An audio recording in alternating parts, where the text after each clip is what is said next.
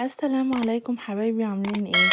تعالوا نخزن كرنب بطريقة سهلة وبسيطة من غير ما تاخد مننا مجهود بقى ولا تعب ولا الحاجات اللي ايه كنا بنكسل نعملها يعني.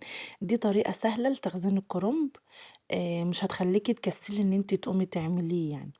انا هنا كانت عندي كرنباية متوسطة، مش كبيرة قوي ولا صغيرة.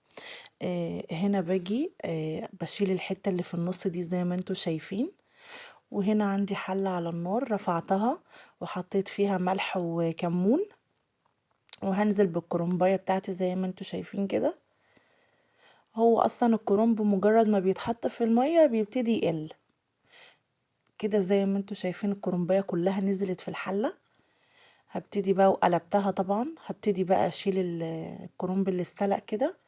وطبعا انا بشيله ببقى محضرة طبق فيه مية بنزله فيه على طول، مية عادية تمام عشان يوقف التسوية وما يتهريش مني. كده كان الكرنب اهو خلاص استوى. الطريقة دي سهلة جدا يا جماعة والله العظيم، ومش بتاخد وقت خالص. دول حبة كانوا في اول الكرنباية كده، كنت شايلاهم منها عشان خاطر تخش كلها في الحلة. هسلقهم هما كمان اهو.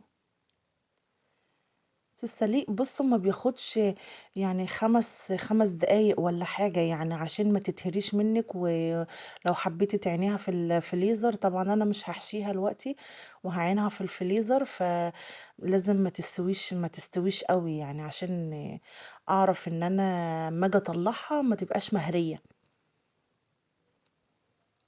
فانا بنزلها في المية ما باخرهاش يعني، ما بتكملش 5 دقايق واطلعها. هنا ده الطبق اللي انا كنت بنزل فيه، بشتلها من الحلة، اقوم حطها في طبق فيه مية زي ما انتوا شايفين كده، واشطف بقى الكرنب وايه واطلعه في مصفى يتصفى. لو وصلتوا معايا لهنا ما تنسوش تعملوا لي لايك ومتابعة وتعليقات حلوة منكم بقى، عشان انزل لكم الجزء التاني وانا بحشيه بقى. هنا بصوا الطريقة دي برضو سهلة قوي للتقطيع الكرنب. بتجيبي الكرنبايه كده وتلفيها زي ما انتوا شايفين كده، وتبدأي بقى ايه خلاص كده تقطعيها، كله بيطلع معاكي واحد، مفيش واحدة اكبر من التانية. وعلى فكرة دي اسهل طريقة للتخزين. شايفين الكرنبايه عاملة ازاي؟ دي طريقة سهلة للتخزين ومش بتاخد منك مكان في الفريزر ولا وقت ولا اي حاجة. زي ما هو كده بتلفيه وتحطيه في اطباق او في اكياس التخزين وتعنيه في الفريزر. انا بخزنه كده بيطلع تحفة بصراحة. اهو زي ما انتوا شايفين كده بلفه، بشتري الحتة الزيادة واقطعه بقى، كله بيطلع سوا واحد.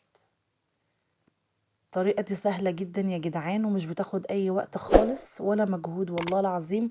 ما بتكمليش ربع ساعة ولا نص ساعة مثلا، اللي بتقعدي بقى فيها بالساعات عشان تخلص معاكي. تنسوش اللايكات بقى. هنا كنت خلصت الكرنب ودي كانت كل الكمية.